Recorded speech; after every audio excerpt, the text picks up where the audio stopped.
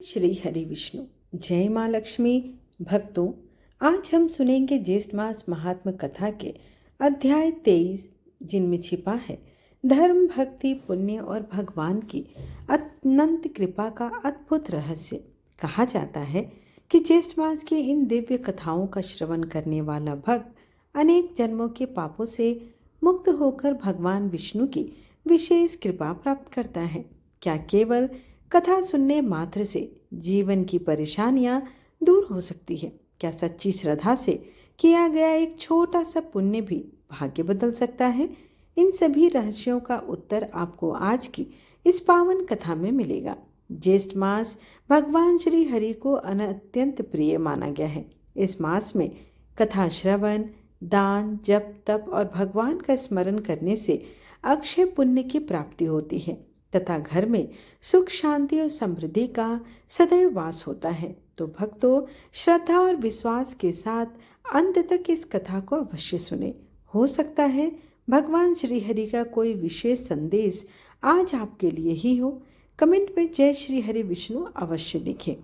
अब आरंभ करते हैं श्री ज्येष्ठ मास महात्म कथा अध्याय 23 का। श्रोतागणों, आप सभी से अनुरोध है कि आज की कथा का श्रवण करने से पूर्व पीछे की कथा जरूर सुने, क्योंकि सारी कथाएं एक दूसरे से जुड़ी हुई हैं।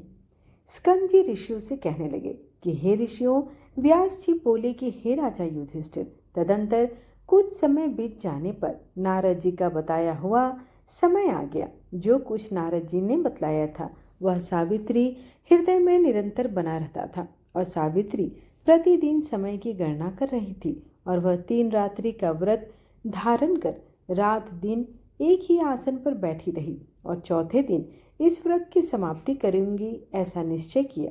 राजा द्युमत्सेन अपनी पुत्र वधू का दुख साध्य नियम सुनकर दुखी हो गया और स्वयं उठकर सावित्री के पास आए और यह श्रेष्ठ वचन बोले कि हे राजपुत्री, तुमने यह अति कठिन नियम का आरंभ किया है। स्कंद जी बोले कि हे ऋषियों, 3 दिन का समय बहुत कठिनता से बीतने योग्य है, क्योंकि 3 दिन में अपने पति की मृत्यु का कारण जानकर इसी बीच में उस तपस्विनी ने 3 दिन का नियम ग्रहण किया। उसको यह निश्चय था कि चौथे दिन उसका पति मर जाएगा।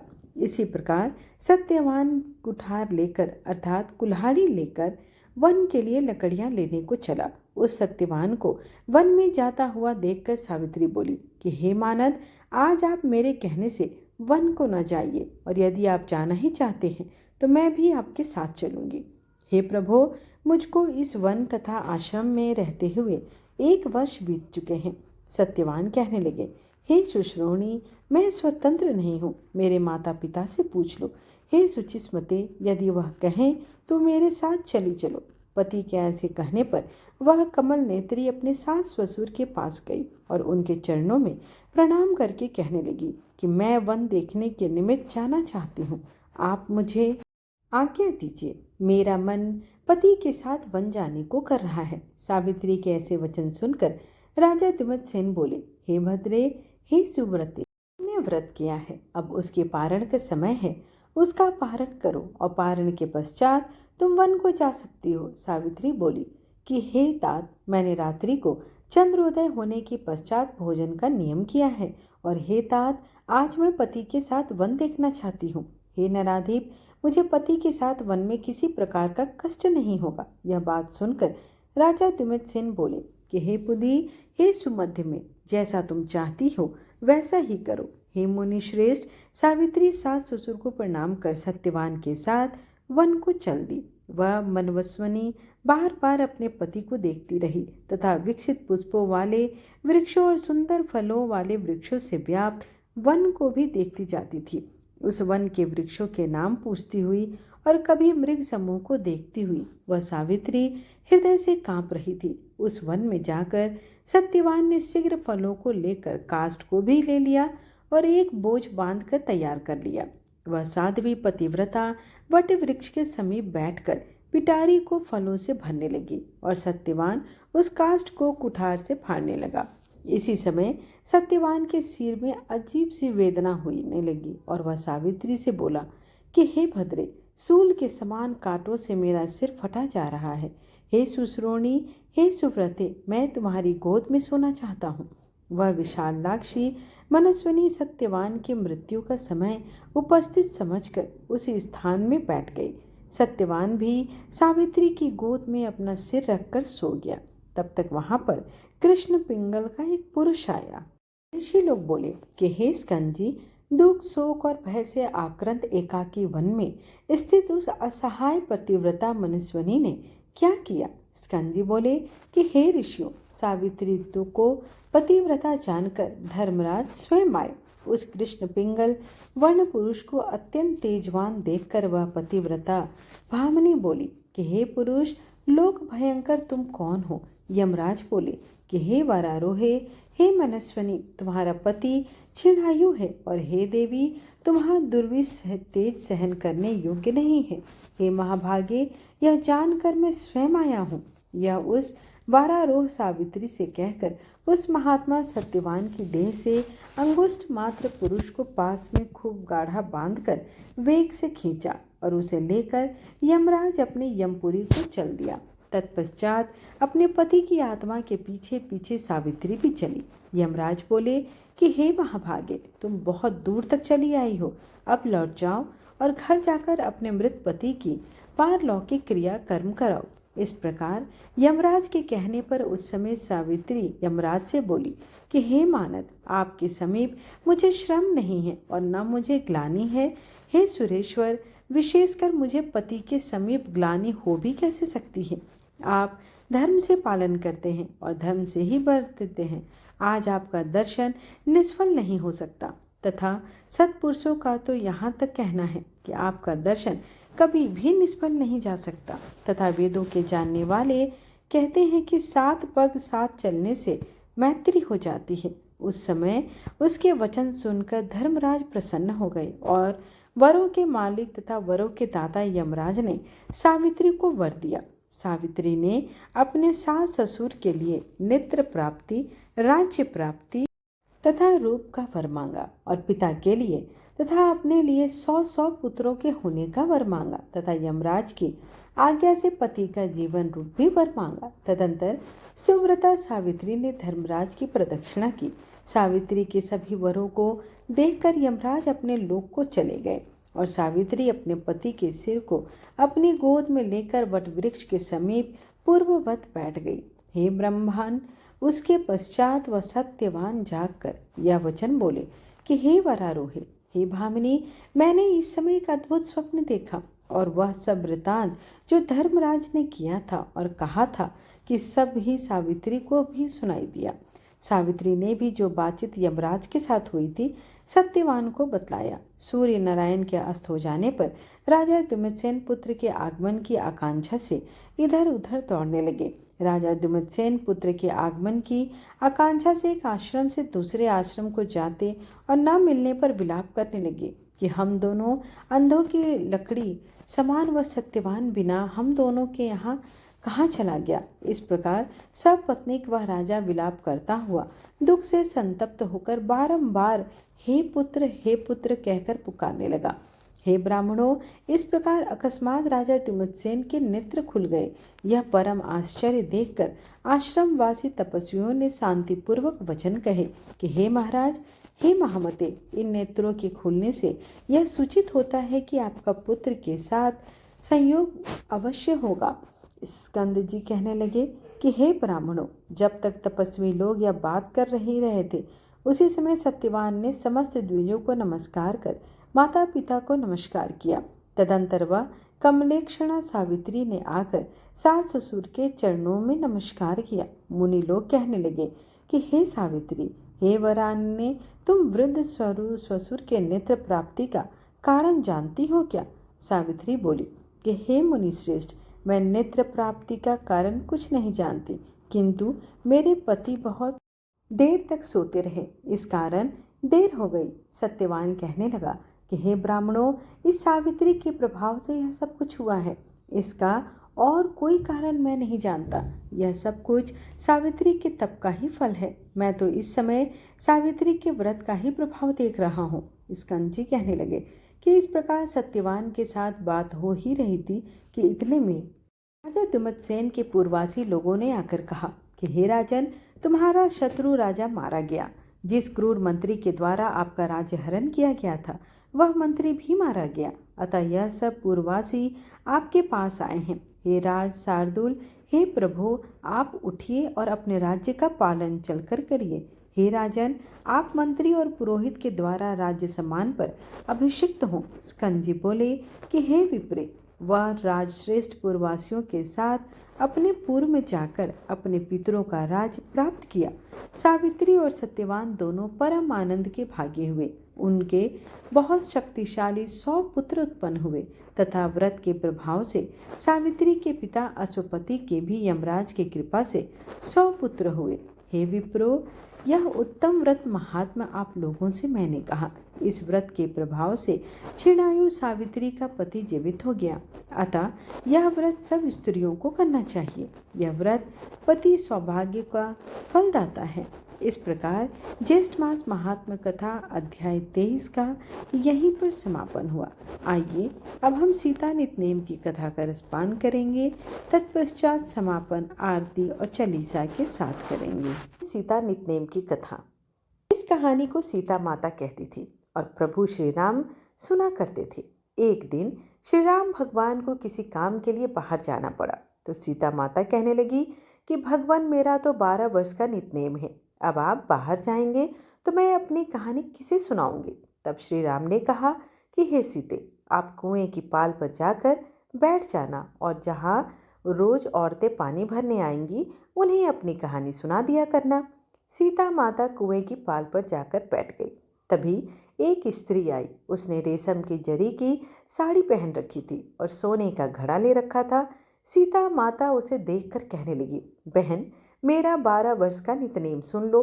पर वह स्त्री बोली कि मैं तुम्हारा नितनेम सुनूंगी तो मुझे तो घर जाने में देर हो जाएगी और मेरी सास मुझसे झगड़ा करने लगेगी।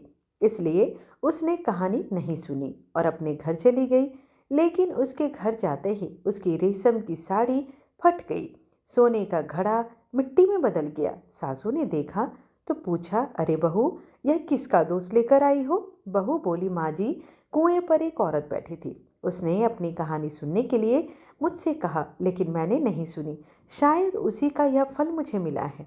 बहू की बात सुनकर अगले दिन वह साड़ी और वही घड़ा लेकर सास कुएं की पाल पर गई। सास को वहीं पर सीता माता बैठी मिली तो माता सीता ने कहा, बहन, मेरी कहानी सुन लीजिए। सासू बोली, एक बार छोड़, मैं तो 4 बार तेरी कहानी सुन लूंगी। तब सीता माता बोली, राम आए, लक्ष्मण आए, देश के पुजारी आए, नित नेम का नेम लाए। आओ राम, बैठो राम, तपी रसोई जीमो राम। माखन मिश्री खाओ राम, दूध बतासा पियो राम। सूत के पलका मोठो राम, शाल दुसाला पोठो राम। साल दुसाला पोट ओढ़ो राम, जब बोलूं राम ही राम। सवारे सबके काम, खाली घर भंडार भरेंगे, सबका बेड़ा पार करेंगे। श्री राम जय जय राम। सासू बोली, कहानी तो बहुत अच्छी लगी। फिर कहानी सुनकर सासू घर चली गई और उसकी साड़ी फिर से रेशम की जरी की हो गई और मिट्टी का घड़ा पुनः सोने में बदल गया। बहू ने देखा तो कहने लगी, सासू माँ, आपने यह सब कैसे किया? सासू बोली, बहू, तू दोष लगाकर आई थी और मैं अब दोष उतार कर आ रही हूँ। बहू ने पूछा कि माँ जी, वह कुएं वाली स्त्री कौन है? सासू माँ ने बताया कि वह साक्षात सीता माता है। वह पुराने से नया कर देती हैं, खाली घर में भंडार भर देती हैं। वह लक्ष्मी जी का वास घर में कर देती हैं और मनुष्य की जो भी इच्छा हो उसे पूर्ण कर देती हैं। बहू बोली, माँ जी, फिर तो ऐसी कहानी मुझे भी सुना दो। सास बोली, ठीक है, तभी फिर से सुनो। फिर सास ने कहानी शुरू किया।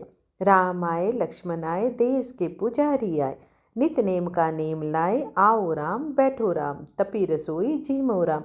माखन मिश्री खाओ राम, दूध बताशा पियो राम। सूत के पलका मोठो राम, साल दुशाला ओढ़ो राम। साल दुसाला ओढ़ो राम, जब बोलूँ मैं राम ही राम। राम सवारे सबके काम, खाली घर भंडार भरेंगे, सबका बेड़ा पार करेंगे। बोलो श्री राम जय जय राम। कहानी सुनकर बहू बोली, माँ जी, कहानी तो बहुत अच्छी है।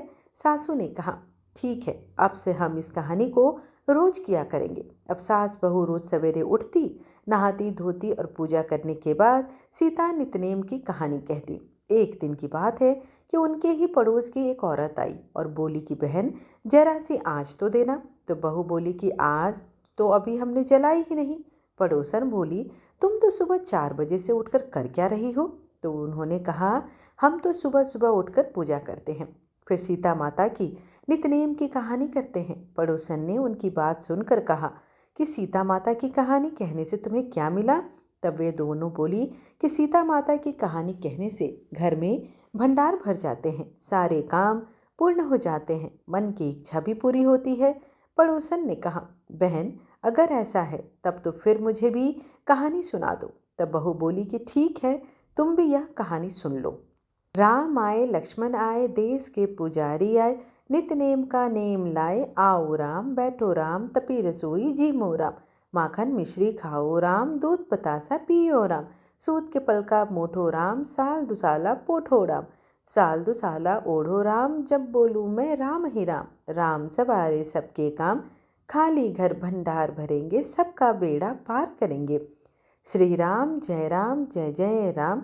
पड़ोसन ने इस कहानी को सुना तो कहने लगी बहन कहानी तो बहुत अच्छी लगी। अब वह पड़ोसन भी नितनेम सीता माता की कहानी कहने लगी। कहानी कहने से सीता माता ने पड़ोसन के भी धन से घर को भर दिया। देखते ही देखते अब तो पूरे मोहल्ले में नितनेम की कथा चल पड़ी और वह हर किसी की मनोकामना पूर्ण होने लगी। सीता माता जैसे आपने उस सभी के भंडार भरे वैसे ही हमारे भी भरना। कहानी कहने वाले, सुनने वाले और हुंकार भरने वाले सबको भरना। सभी भक्तों प्रेम से बोलिए सीता मैया की जय। विष्णु सुनिए विनय सेवक की चितलाए, कीरत कुछ वर्णन करूं दीजे ज्ञान बताए। नमो विष्णु भगवान खरारे, कष्ट न सावन अखिल बिहारी। प्रबल जगत में शक्ति तुम्हारी, त्रिभुवन फैल रही उजियारी। सुंदर रूप मनोहर सूरत, सरल स्वभाव मोहनी मूरत। तन पर पीतांबर अति सोहत, वैजयंती माला मनमोहत। शंख चक्र कर गदा विराजे, दैत्य दैत्य असुर दल भाजे। सत्य धर्म मद लोभ न काजे, काम क्रोध मद लोभ न छाजे। संत भक्त सज्जन मनरंजन, दनोज असुर दुष्टन दल गंजन। सुख उपजाए कष्ट सब भंजन, दोष मिटाए करत जन सज्जन। पाप काट भव सिंधु उतारन, कष्ट नाश कर भक्त उबारन। करत अनेक रूप प्रभु धारण, केवल आप भक्ति के कारण। धरणी धेनु बन तुम ही पुकारा, तब तुम रूप राम का धारा। भार उतार असुर दल मारा, रावण आदि को संहारा। आप वराह रूप बनाया, हिरण्याक्ष को मार गिराया।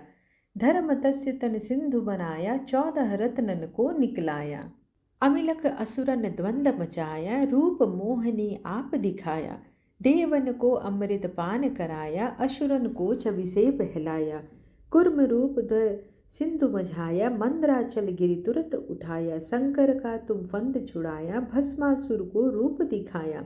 वेदन को जब असुर डुबाया, कर प्रबंध उन्हें ढूंढवाया। मोहित बनकर खल ही नचाया, उस ही कर से भस्म कराया।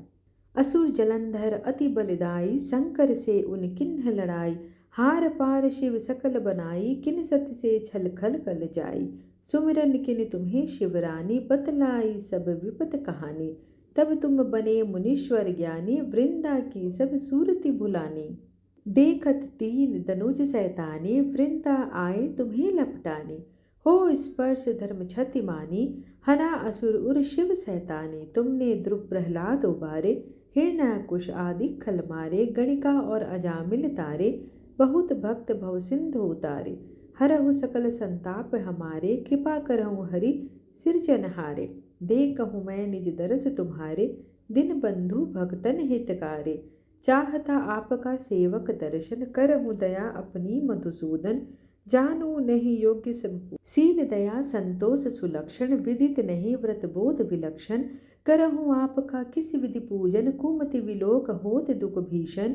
करहु प्रणाम कौन विधि सुमिरन, कौन भांति में करहु समर्पण।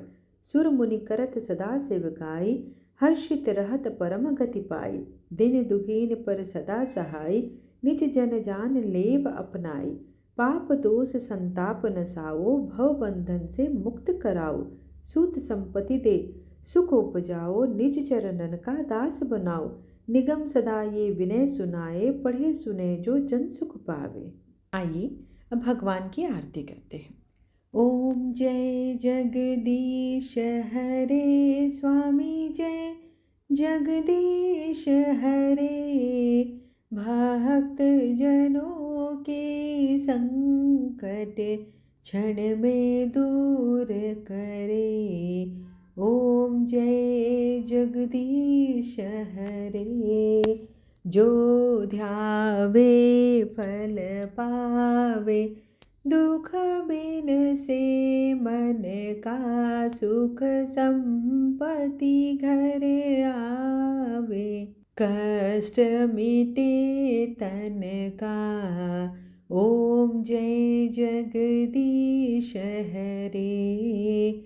मात पिता तुम मेरे, शरण गहूँ मैं किसकी। तुम बिन और न दूजा, आस करूँ मैं जिसकी।